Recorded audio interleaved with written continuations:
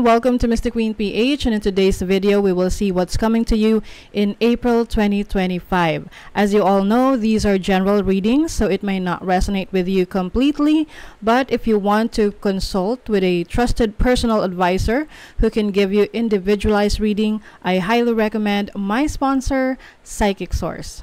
Psychic Source is the most trusted psychic service in the industry with over 35 years of experience. They provide intuitive guidance accessible to anyone through their community of professional and gifted advisors. You can connect with them at your most comfortable way through a phone call, video chat, or text. Psychic Source is committed to hope, healing, and empowerment. And if you're not happy with your last paid psychic reading, it's free. That's how confident they are, backing it up with a no-risk guarantee. Even if I'm a tarot reader myself, I still seek guidance to gain clarity from other psychics to see a different perspective, because sometimes I can be biased on how I read my own cards. And I'm so satisfied with my recent consultation with Venus. She's an advisor from Psychic Source. She gave me comfort and insights with the project that I'm working with. Now here's the good news. Psychic Source is giving an extra special discount to new customers from my channel. This is the best and highest value promotion in the industry, and other psychic brands don't even close. Just go to trypsychicsource.com/MrQueen and use my code MrQueen to try up to 40 minutes with an advisor for just $19.80. That is up to $240 value. 40 minutes will allow you to talk to multiple advisors, and you don't have to use all the minutes in one session. You can also call the number on the screen to get a reading or scan this QR code to easily access the website. Again, that's trypsychicsource.com/MrQueen, or click the link in my description to connect with an advisor anytime, anywhere. Thank you so much, Psychic Source, for this opportunity. And now, let's go to your reading. Okay, Leo, let's see what's coming to you ngayong April 2025. And please subscribe to our channel to show your support, like, share this video, at comment na rin kayo kung kayo ay naka-resonate. Ayan. So, let's see, Leo, what's coming to you ngayong April 2025.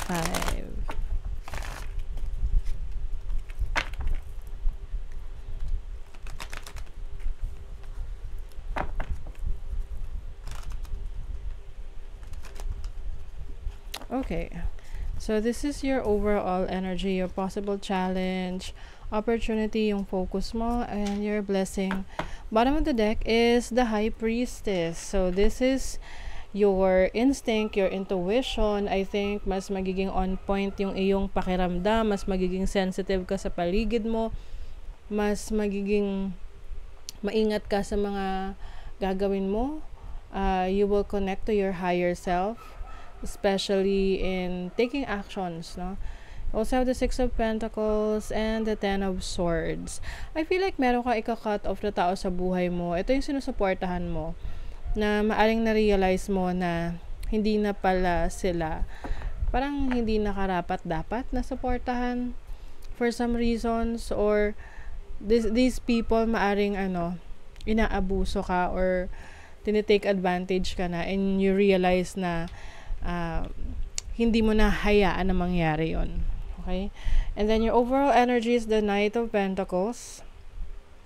This is about taking action, pero slowly but surely siya.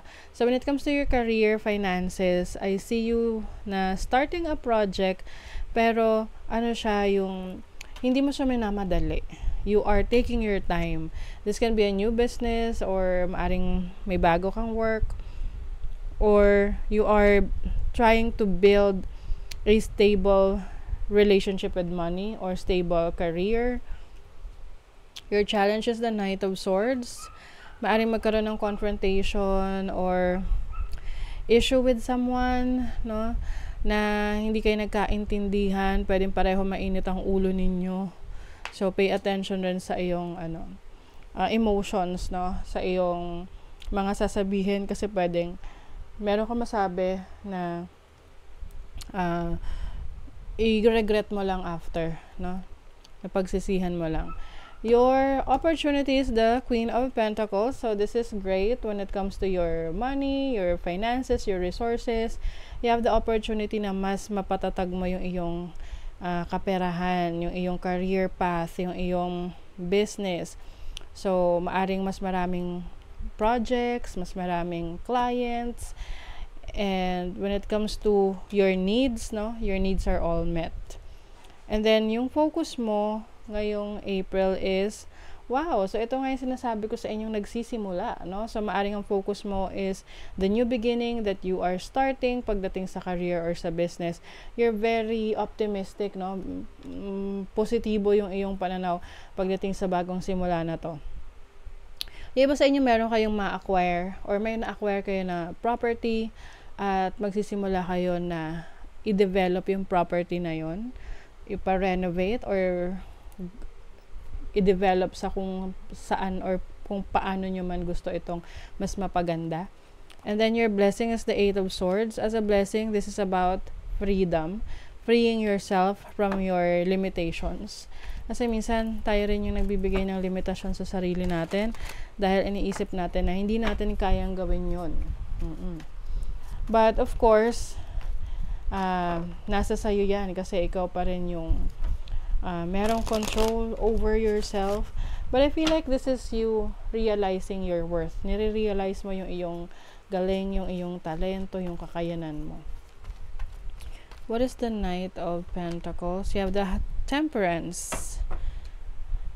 This is bringing balance into your finances. I think mas magiging maingat ka rin sa paggastos ng pera mo. Pag-iisipan mo muna bago mo bilhin ang isang bagay, lalo na kung ito ay isang mamahalin or high ticket na gamit. And maaring may mga plans ka for your career na binibigyan mo ng chance yung trabaho na to or yung career na to na mag-blossom, lumago, mag-grow, bago ka mag-decide kung talagang para sa'yo yun. What is the Knight of Swords? The Page of Wands. I think meron kang gustong i-explore ngayon na may mga pumipigil sa'yo. Pwedeng mga hindi sang-ayon sa plano mo. So, kung talagang gusto mo to, then go ahead, do it. Kasi maaring meron kang madidiscover pa about yourself eh. This can be travel opportunities or self-discovery and putting things into action. Maari kasing meron kang mga iniisip or may mga ideas ka na hindi mo pa siya naisa sa katuparan because of the doubts na meron ka sa sarili mo na baka hindi mo kaya. So, yun yung challenge sa'yo on how, kung paano mo makukumbinsi yung sarili mo na to do it, to finally do it. You have the world. You have the opportunity to conquer the world, Leo. So, some of you may opportunity to work abroad, travel abroad, or to live abroad. Okay? This is also a chapter of your life na nagko-close to start a new chapter in your life. So, pwedeng iba sa inyo, this can be an opportunity sa work ninyo na merong pagkakataon na doon ka muna magtrabaho sa ibang bansa. Or meron kang achievement sa trabaho. Pwedeng yung iba sa inyo, na-achieve nyo na finally yung position na gusto nyo sa work. May promotion, may managerial position, leadership role. You have the Judgment for your focus. Yes, this is about reinventing yourself, letting go of the things na no longer serving you. I think you know what's best for you now. Kumbaga, marami ka nang natutunan sa past experiences mo. And ngayon, ang dadalhin mo sa journey mo is yung bagong perspective mo sa buhay. Bagong mong pananaw. What is the Eight of Swords? The Six of Cups. So, some of you are freeing yourself from your past. Ito yung maaring bagay na nagiging dahilan kaya nahirapan kayong mag-move on or mag-move forward is because nakatali ka pa rin sa past mistake mo, sa what ifs mo. So, as a blessing, you are breaking free from that. You are now gearing towards your future.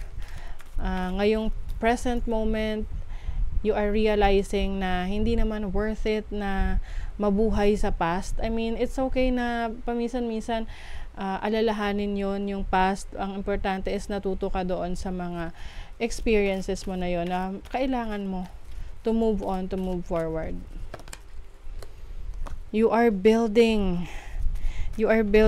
a strong foundation. This can be strong foundation sa career mo, belief system mo. You want to be that person na tinitingala or someone who is being recognized. Meron ding mga bagay na alam mo na hindi para sa'yo. So, you're not going to pursue that anymore and you will focus on kung saan ka dinadala ng destiny mo. Kasi minsan meron tayong plano para sa sarili natin, pero kahit anong gawin natin, it's not working for us. So, it's a sign na hindi para sa'yo yon. Kasi meron pang ibang nakatalaga para sa'yo. And yan yung dapat mong i-open yung sarili mo sa ganong mga posibilidad. Kasi minsan nagiging blinded tayo dun sa bagay na gusto natin gawin. But, alam naman natin na it's not really working for us, then maybe we are being redirected. Time to get out of a situation. So, maaring yun nga, yung alam mong hindi talaga para sa'yo, then, get out of that situation. Maaari rin yung self-limiting beliefs mo, get out of that situation.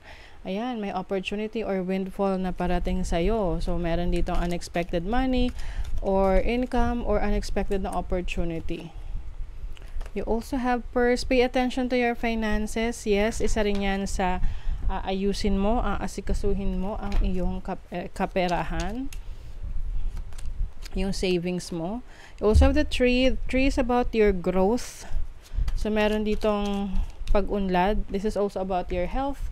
So, maganda ang iyong kalusugan ngayon. Maaring iyan yung focus mo rin to strengthen your body, your mind, your spirit, through connecting with nature. You also have ships, so this is about travel opportunities for you, or meron kayong kailangang ayusin, asikasuhin related sa ibang bansa. This can be pwede tong as simple as may in-order kayo sa ibang bansa na parcel na darating ngayong April.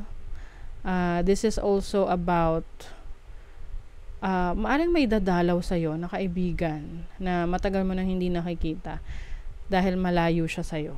Okay? So, that is your reading, Leo. Thank you so much. See you again.